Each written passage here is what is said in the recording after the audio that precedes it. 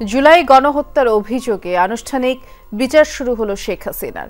আজ তিনি সহ ৩ আসামির বিরুদ্ধে অভিযোগ গঠন করে বিচার শুরুর আদেশ দিয়েছেন আন্তর্জাতিক অপরাধ ট্রাইব্যুনাল ১। অপরাধ স্বীকার করে বিচারের রাজসাক্ষী হওয়ার কথা আদালতে জানিয়েছেন সাবেক আইজিপি চৌধুরী আব্দুল্লাহ আল মামুন। বলেছেন, মুখোশ উন্মোচন করবেন জুলাই গণহত্যার কুশীলবদের।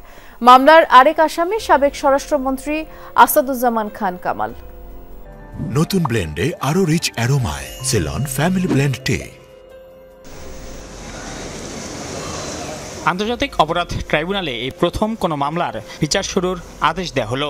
এদিন এজলাস ছিল বিচার সংশ্লিষ্ট ও গণমাধ্যম কর্মীদের দিয়ে পূর্ণ। জুলাই আন্দোলন ও গণঅভ্যুত্থানের সময় গণহত্যা ও মানবতা বিরোধী অপরাধের মামলায় ক্ষমতাচ্যুত সাবেক প্রধানমন্ত্রী শেখ হাসিনা, সাবেক স্বরাষ্ট্রমন্ত্রী আসাদুজ্জামান খান কামাল ও সাবেক আইজিপি চৌধুরী আব্দুল্লাহ আল মামুনের বিরুদ্ধে বেলা ১২টার দিকে আদেশ পড়া শুরু করেন বিচারপতিরা। একে একে তাদের অভিযোগগুলো উল্লেখ করা হয়। এক পর্যায়ে ট্রাইব্যুনালের বিচারপতি মহিদুল হক এনাম চৌধুরী সাবেক আইজিপিকে জিজ্ঞাসা করেন তিনি অভিযোগ স্বীকার করছেন কিনা। তখন নিজের অভিযোগ স্বীকার করে রাজসাক্ষী হওয়ার আবেদন করেন চৌধুরী আব্দুল্লাহ আল মামুন।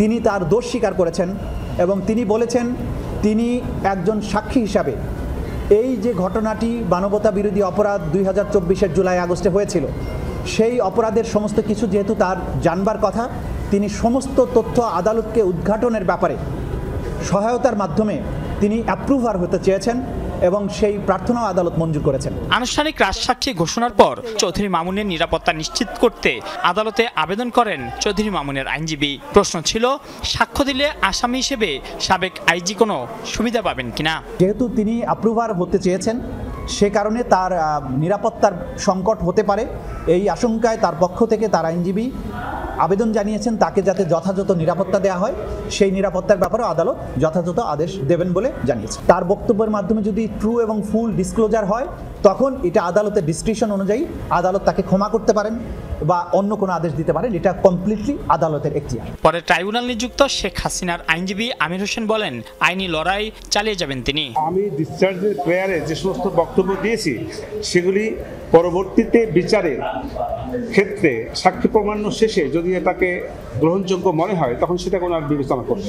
এই মামলার সূচনা বক্তব্যের জন্য ৩ আগস্ট ও সাক্ষ্য গ্রহণের জন্য ৪ আগস্ট দিন নির্ধারণ করেছেন বিশেষ ট্রাইব্যুনাল। হত্যা মামলায় গত বছরের নভেম্বরে নিম্ন আদালতেও ১৬৪ ধারায় জবানবন্দি দিয়েছিলেন চৌধুরী মামুন। আন্তর্জাতিক অপরাধ ট্রাইব্যুনালে এটি একটি নজিরবিহীন ঘটনা। প্রথম কোনো মামলায় রাজসাক্ষী হলেন সাবেক পুলিশ প্রধান। এখন সাক্ষী হিসেবে তিনি কি রহস্য উন্মোচন করবেন, এটি এখন দেখার বিষয়।